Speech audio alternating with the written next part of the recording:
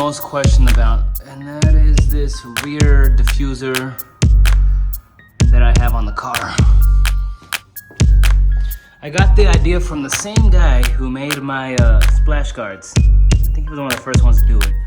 But it's basically just a Hellcat 2015 Hellcat or Scat Pack diffuser.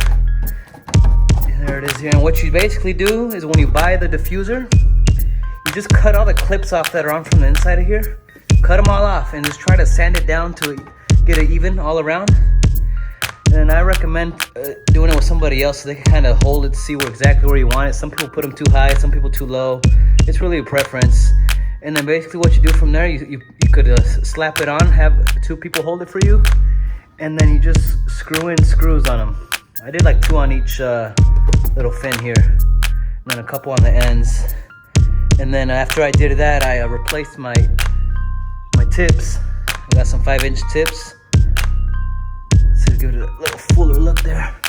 You guys can see. There it is.